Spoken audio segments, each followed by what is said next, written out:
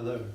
I wanted to talk about how you can add arpeggios to a theme to produce a variation. So I have a theme here by Saw, which is found in Kirkman's improved method for the guitar towards the end of the method book. It's a very simple theme in C major, and there are a couple of variations. Well, there's actually just one variation here, but I think it's a great theme for exploring how you can just add some pretty basic arpeggio patterns to a theme and produce a fairly interesting variation. So I'm going to play the theme, just the first half of the theme, and then I'm going to play two different variations that are just very basic arpeggios to produce variations. So here is the theme by Saw.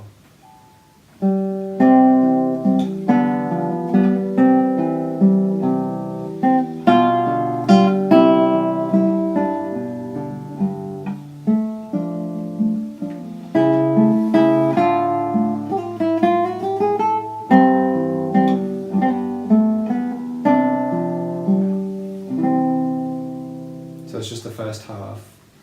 And now what I'm going to do is I'm going to add a very simple arpeggio pattern, which is basically that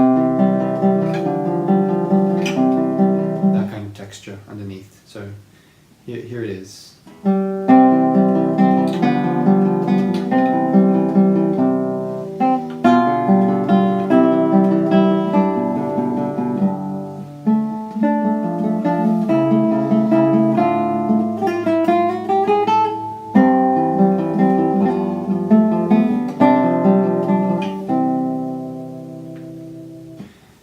And now I'm going to do a bit more of a virtuosic variation. I'm going to do this kind of thing. That kind of thing, but maybe a little faster. So here is my second variation.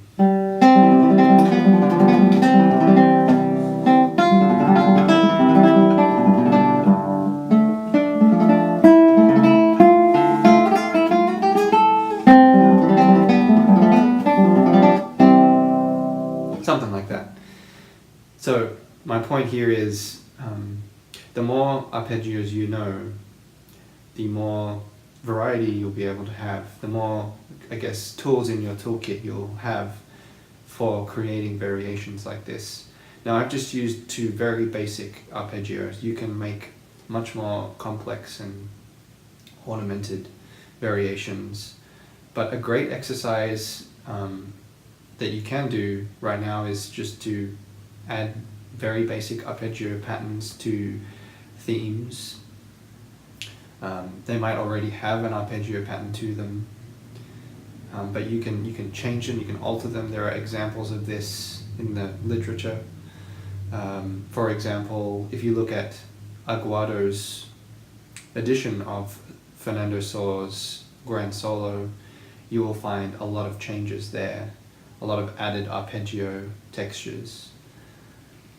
I think basically if there are chords in a texture, it's quite likely that 19th century guitarists were arpeggiating them. If they had a repeated arpeggio pattern for an extended period of time, they were probably changing that pattern here and there at least, just to provide some extra contrast and variety and interest to the music. So the Arpeggio Bible, the 19th century Arpeggio Bible, is a huge collection of arpeggios, and so if you go through that book and practice that material a little bit each day, you'll build up an enormous toolkit for doing some interesting alterations to 19th century pieces. You'll also have tools for composing and improvising as well. If you just play a chord progression and add some arpeggios to that chord progression, you can create quite a lovely piece, prelude, study, something like that. So I hope that's given you a little bit of food for thought, and maybe you could think of your own variation to add to solo's theme here. So thank you for listening.